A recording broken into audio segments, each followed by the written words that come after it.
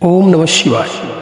राजा परीक्षित और शिव भक्ति। एक कथा जो दर्शाती है कि कैसे मृत्यु का भय भी एक सच्चे भक्त को शिव के मार्ग से डिगा नहीं सकता। राजा परीक्षित महाभारत के प्रसिद्ध योद्धा अर्जुन के पुत्र अभिमन्यु के पुत्र थे। वे एक वीर, धर्मनिष्ठ और न्यायप्रिय शासक थे। उन्हें अपने कुल की मर्यादा और धर्म का गहरा बोध था, किंतु उनकी सबसे विशिष्ट पहचान थी उनकी गहन शिव भक्ति।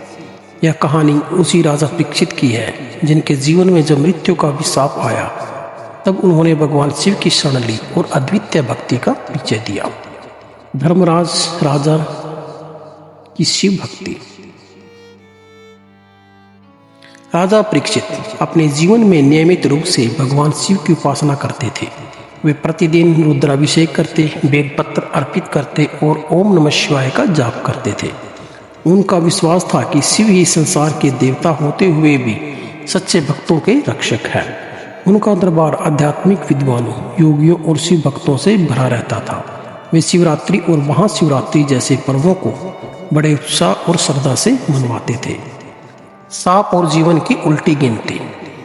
एक दिन राजा परीक्षित शिकार के लिए वन में गए। बहुत देर तक शिकार की तलाश में भटकते रहे और थक कर एक ऋषि के आश्रम में पहुंचे। वहां उन्होंने देखा कि ऋषि ध्यान मगन है। प्यासे और थके हुए राजा ने ऋषि से पानी मांगा, पर जब कोई उत्तर नहीं मिला तो उन्होंने मजाक में ऋषि के गले में एक मरा हुआ सांप डाल दिया। यह बात जब ऋषि के पुत्र ने देखी तो वह क्रोधित हो गया। उसने राजा को 7 दिन बाद तक्षक नामक नाग द्वारा मृत्यु का श्राप दे दिया। मृत्यु का भय किसी भी मनुष्य को विचलित कर सकता है, लेकिन राजा परीक्षित विचलित नहीं हुए। उन्होंने शिव की आराधना की और गहन दी। उन्होंने राज्य त्याग दिया। गंगा तट पर कुटिया बनाकर वहां 7 दिन का कठोर तप आरंभ किया। वे दिन रात केवल शिव का स्मरण करते, ओम नमः शिवाय का जाप करते, रुद्राष्टक का पाठ करते और शिव महिमा का स्तोत्र का गान करते। वे कहते थे, मृत्यु तो निश्चित है, लेकिन मैं चाहता हूं कि जब वह आए मैं शिव के चरणों में लीन रहूं। भगवान शिव की परीक्षा और कृपा। छठे दिन भगवान शिव प्रकट हुए, पर एक अघोरी के वेश में। उन्होंने परीक्षित से कहा, राजन, मृत्यु से डरकर भक्ति करना भक्ति नहीं है। क्या तुम वाकई मृत्यु को गले लगा सकते हो? राजा ने उत्तर दिया, यदि मृत्यु शिव इच्छा से हो तो मोक्ष द्वार है। केवल भगवान शिव संतुष्ट हुए। उन्होंने आशीर्वाद दिया, ए राजन, तक्षक का विष तुझ पर असर नहीं करेगा, क्योंकि तू अब केवल शरीर नहीं मेरा अंश है। लेकिन तुझे इस संसार और शरीर का मोह छोड़कर श्री कृष्ण कथा को सुनना है, जिससे तेरा पूर्ण मोक्ष हो। श्रीमद् भागवत कथा और मोक्ष। 7वें दिन जब तक्षक नाग आया तब परीक्षित शांत थे। उन्होंने सुखदेव से श्रीमद् भागवत की कथा सुनी।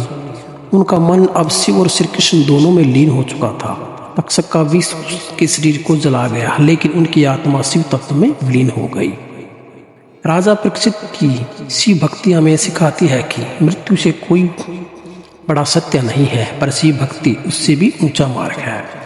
जब जीवन के अंत की घड़ी आए तब एक सच्चा भक्त भगवान के स्मरण में ही लीन रहना चाहता है। शिव केवल विनाश के देवता नहीं है, वे मोक्ष के मार्गदर्शक भी हैं। शक्ति में और भक्ति में भय का स्थान नहीं होता। शिव की भक्ति जीवन को अर्थ देती है, मृत्यु को अमरत्व में बदल देती है। जो मृत्यु को भी मुस्कान से स्वीकार कर रहे वही सच्चा शिव भक्त है। तो कथा कैसी लगी दोस्तों? प्लीज़ मेरे चैनल को लाइक, शेयर और सब्सक्राइब जरूर कीजिए। भगवान बोले कि आप पर सदा कृपा बनी रहे। हर हर महादेव। ओम नमः शिवाय।